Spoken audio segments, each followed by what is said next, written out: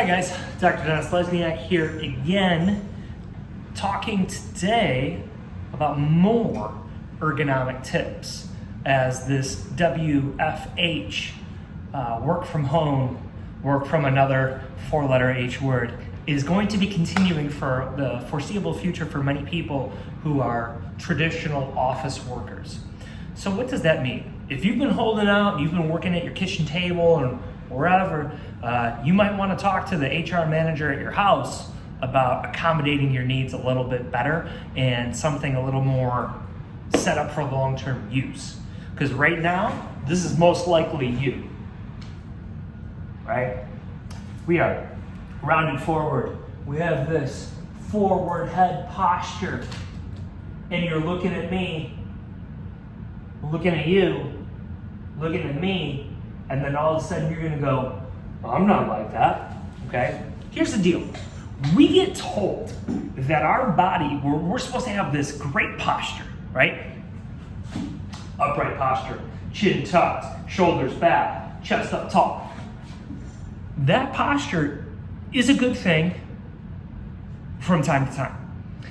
Bad posture is actually a good thing from time to time. Here's what we need to understand about the human body. We are meant to be dynamic. We are meant to move.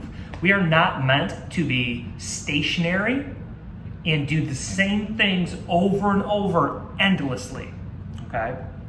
So sitting down for extended periods of time without movement is not good. There's a lot of talk right now that sitting is the new smoking. We've come to the conclusion and have agreed that smoking is bad for us, okay? What we are now starting to see is that sitting is not good, and it's prolonged periods of sitting that is not good. This stationary positioning of our body does a multitude of negative things that leads to muscular compensations. So we have this forward head carriage, okay, creates what might be known as this upper cross syndrome. Because what happens, every inch that our head is forward past neutral, our head goes from 8 pounds, boom, like 16, boom, 24, boom, 32. Listen, you got big hair, it's even worse, okay? And that's a lot of work. That's a lot of work on our neck. That puts a lot of stress on those neck muscles, and we get pain back here in the back of the neck. The problem is the muscles here in the front, okay, those guys are getting shorter and shorter and shorter. So the compensation's happening back here. And this is where we feel the pain. You're like, I need to get a massage here. I need to rub this out. We need to open up the front, okay? I'm not even talking about the lower body yet.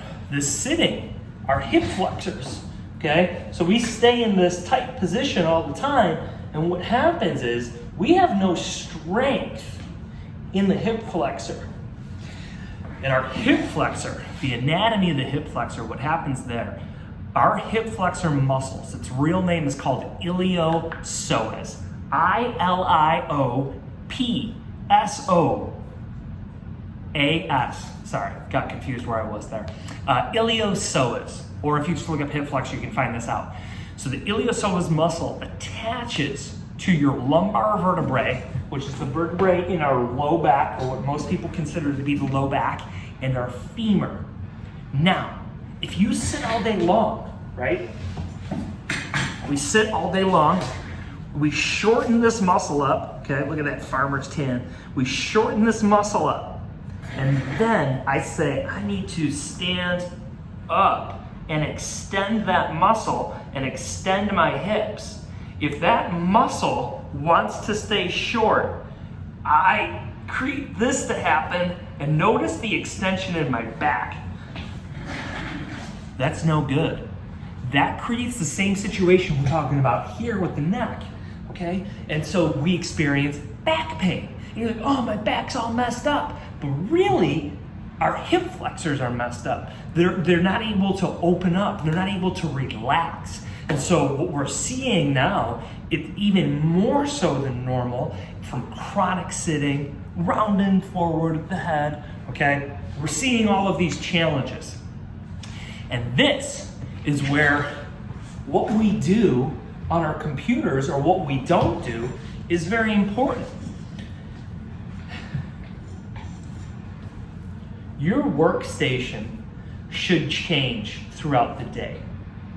And the way that you can accomplish that is different for every person. However, I know a lot of people are probably using laptops, and that's actually a really good thing because it creates the ability of mobility, okay? So what can we do? Working in this position, which is probably a fairly standard position minus having a chair with a back, isn't a bad thing. It's staying in this position for a prolonged period of time. So we've heard the ideal position is 90-90 at the arms, right?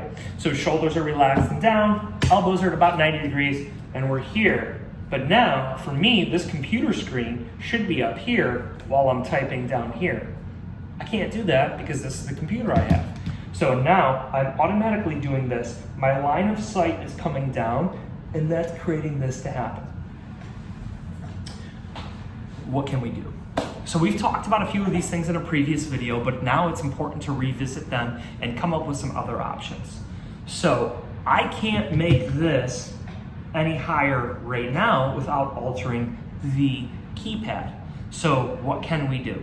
I can go and lay on my stomach and make this happen. Now, is that going to be an ideal position forever? No. But what it will do is now my head and back, my back is flat, my head is up. So I am getting the opening of my hip flexor muscles, these guys down here, and I'm stretching all of the anterior musculature of the neck. So my scalenes, okay, longus colli, platysma, all these muscles on the front of the neck that are going to be very challenging. And I can still work here as comfortable as possible and respond to all my cool emails and all that good stuff and check to see if those flights that I want to get to wherever are getting any cheaper, right? So this is a great option. I know a lot of people have a hard time with this, or it can be challenging and difficult, but this is a really great option if you have a laptop. If you don't have a laptop, my suggestion would be to potentially do this on your phone, right? A lot of you guys have access to work email on your phone. Use your phone and do some stuff like that there. Another option, standing. Working from home and having a high desk position while working from home, I think is pretty challenging for a lot of people, unless you've bought a standing desk for at home, which I think a lot of people have been holding off on and or thinking that they weren't going to need that, right? So how can we accomplish a standing desk? Well, you can stack up a couple of boxes, bigger boxes like totes, and you can put them upside down on a kitchen table or a kitchen counter and kind of work from there in that standing position. Unfortunately, I don't have that set up in here, but the same concept and same idea, things that we're looking for is making sure that those hips are extended, right? If we're standing up, we're standing up. We're not hunching forward to make that happen. So we don't want to be here, we want to be all the way open. And then shoulder position, we are keeping our traps, our shoulders relaxed and trying to keep a more neutral position in our elbow and wrist. Ideally, our computer is at eye height. If we're on a laptop, that's going to be a little bit more challenging. Another thing that we're working on here, and I'm facing away on purpose, is a rounded position versus a pulled back or a retracted position. We need to be able to change those regularly. We need to be able to move. And a lot of people, you see those bracing things that pull the shoulder blades back for you. Anything that's doing the work for you is a very short-term solution. We need our muscles to work. If our muscles are not being engaged and asked to work, they become weaker and they have a harder time under load, whether that's an increased load of volume, an increased load of actual external weight. Real quick story about that. When Walmart originally saw that they were getting a lot of people hurting their backs, moving stuff around and lifting, they came up with this idea that in theory was great. Let's have everyone wear back braces, like almost like a lifting belt, to prevent injury. And at first it was great. They saw all of these people, all these injuries decrease. Now, why is this bad? Well, if you're wearing a belt all day long for 8, 10, 12-hour shifts, what's happening is the musculature of the abdomen, the core muscles that do all of the bracing, they weren't getting worked. And the belt was taking over the work. And what started happening was all of these employees were getting injured at home.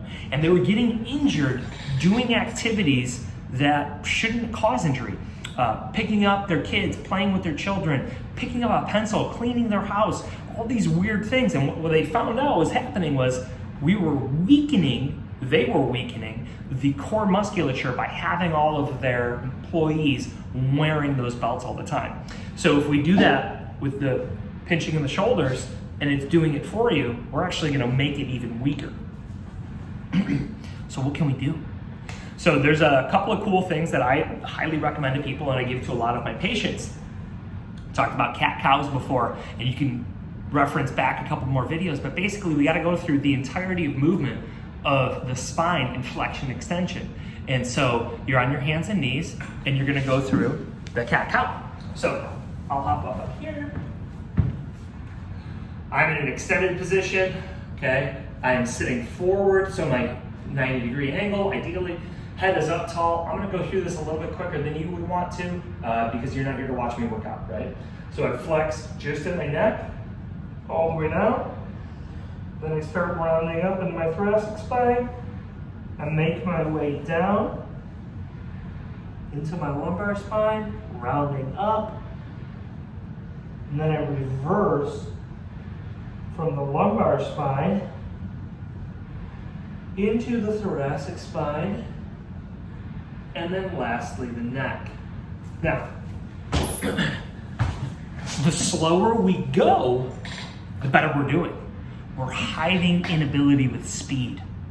That's not what we want here. We want nice and slow. We want very controlled. And you may feel certain spots of your spine are moving kind of clunky, or it seems like nothing's happening there, and then a few segments down, it moves. That's most likely you have a problem moving in that area.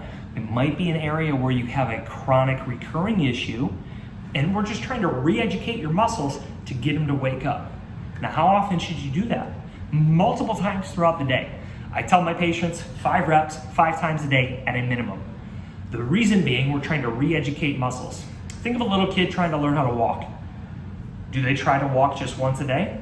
No, it's relentless, right? If you're a parent, you know it's nerve-wracking and you want them to just stop, just sit down, right? Well, we need to re-educate those muscles to keep working, and we need to make them keep working. So if we only do 1 time a day for 5 minutes, but then you have 23 hours and 55 minutes of the rest of the day where you're not getting them to move, how are we getting better? We're not. So having multiple inputs throughout the day is really going to be the key to having continued success in creating movement in the neck and in the low back. And those are our primary areas that we're seeing these challenges with the work from home environment. Couple other quick things regarding work from home. One, if you don't have a space that is separate, meaning you go to work, right? Versus rolling up out of bed, oh look, here's my computer and I'm gonna go to work and I'm just sitting here. You're not creating space for yourself mentally, and that makes work much more challenging. In an older video, we talked about going to work and maybe going for a walk, coming back from your walk, changing your clothes, and then going to your workspace within home. And then at the end of the day, leave work, go for another walk, come back home, change your clothes, and then work is done, okay? That helps create mental clarity. It helps quite a bit. If you don't believe me, try it. You literally have nothing to lose from trying it, okay? It's very helpful. Another important thing that you can work on and is very helpful is creating that workspace within your house that this is where I do my work. That way you can close it off and you can make it different than the rest of the space in the house. And that way it's like, I'm going to work, I am leaving work. That way family knows this is my workspace. Maybe your pets won't know, or they just don't care that this is your workspace, but then you leave and it's kind of like you can close the door on that literally and figuratively, and then you can go back to life. So that is another couple quick tips. Other important things to help with this is taking breaks throughout the day. If you're in back to back meetings on Zoom, okay, that's ridiculous, number one. Number two, break them up. If you don't have to be on video for all those calls, plug your headphones in and go for a walk. Keep yourself muted if you're breathing heavy or whatever, but make the best you can out of the time. If you can't leave the house because of your internet connection, whatever, walk throughout your apartment, walk throughout your house. Go from the basement, go upstairs, come back down. Find a way to get moving. Movement not only is helpful for the body physically, it's helpful for the brain. It helps stimulate the thinking process, and it literally helps you think outside the box. So those are just some continued tips for ergonomics, helping you guys work from home, or even if you're in the office, these are still very helpful things. Again, if you guys have any questions, comments, concerns, please shoot me a message. I'd be more than happy to talk about any topics you would like. I hope you guys have a great week, and we will see you next week.